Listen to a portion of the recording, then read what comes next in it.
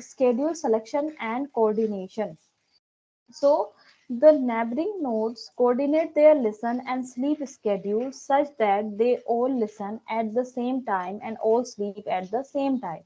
ठीक है, तो अभी तक हम क्या देख रहे थे कि भाई ठीक है, हमने एक पीरियोडिक जो है लिसन एंड स्लीप टाइम दे दिए थे कि एक स्पेसिफिक अमाउंट ऑफ टाइम के लिए वो लिसन करेंगे, फिर वो स्लीप स्टेट में चले जाएंगे।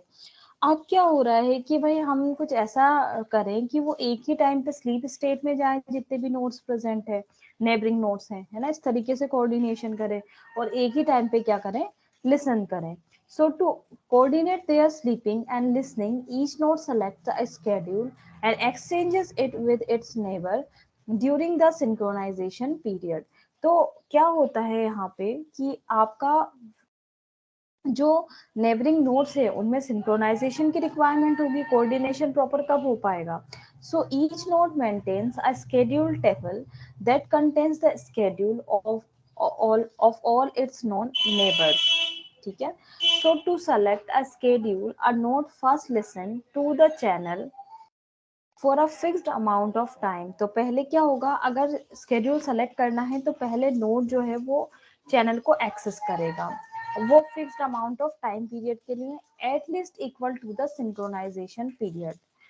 At the expiration of this waiting period, if the node does not hear a schedule from another node, it immediately chooses its own schedule. तो पहले वो क्या करेगा, हम यहाँ पे सिंक्रोनाइजेशन काइंड ऑफ थिंग देख रहे हैं कि एक ही टाइम पे स्लीप स्टेट में जाए और एक ही टाइम पे वो क्या हो जाए, वेकअप हो जाए। तो वहां पे पहले आपका जो नोड होगा वो लिसन करेगा, किसको, मतलब पहले वो चैनल को देखेगा फिक्स्ड अमाउंट ऑफ टाइम के लिए, and that can be the synchronisation period. अगर इन केस वहां से उसे कोई अपडेटेशन नहीं मिलती है तो वो अपना ओन स्केड्यूल जो है वो बना लेगा। So the node announces the schedule selected by broadcasting a sync packet to all its neighbour.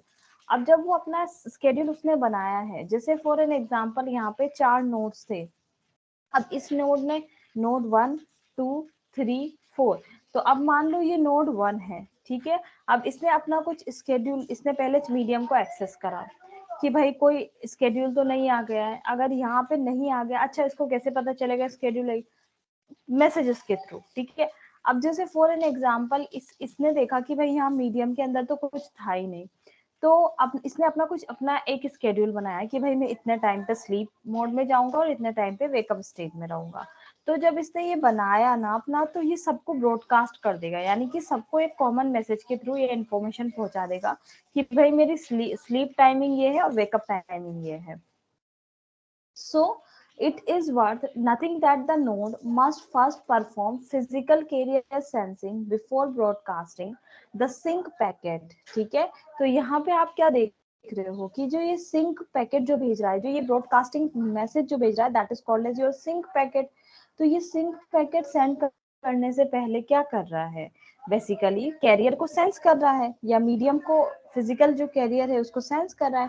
So this reduces the likelihood of sync packet collisions among competing nodes. तो ये कह रहे हैं कि भाई जो पहले वाली प्रायर सेंसिंग जो कर रहा है ये, ठीक है, before sending the sync message, ये सिंक मैसेजेस के कोलिजन से को बचाती है।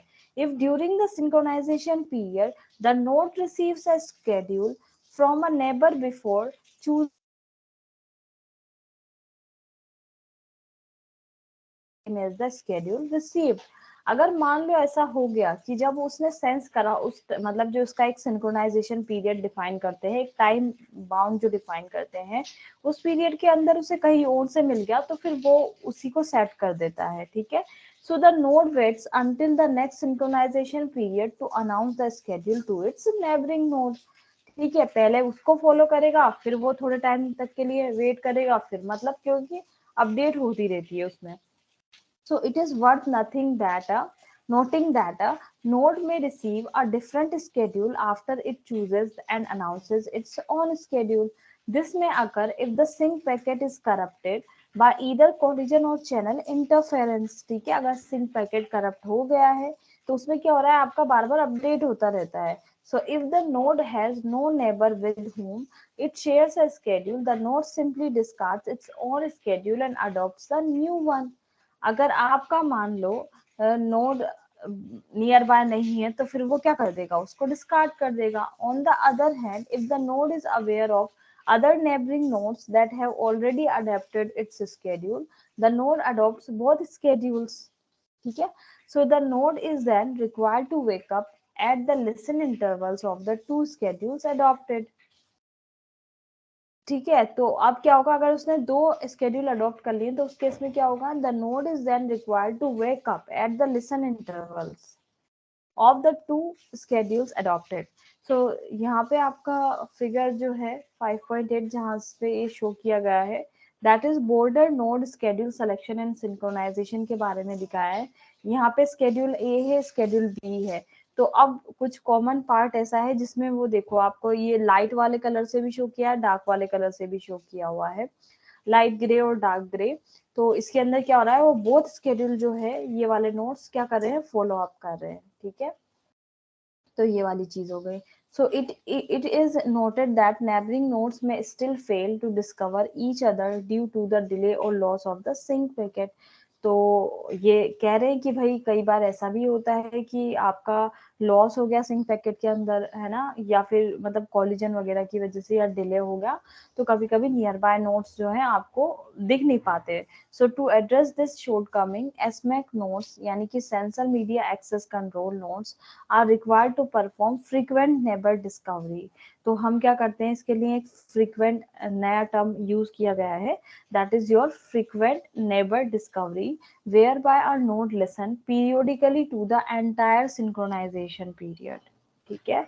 तो इसके लिए वो क्या करेगा, बार बार जो है वो एक particular specific amount of time के लिए लिसन करेगा. Nodes that currently do not have any neighbors are expected to perform neighbor discovery more frequently. ठीक है. अगर किसी को कहीं से भी मैसेज ना तो रिसीव हो रहे हैं, सिंक्रोनाइजेशन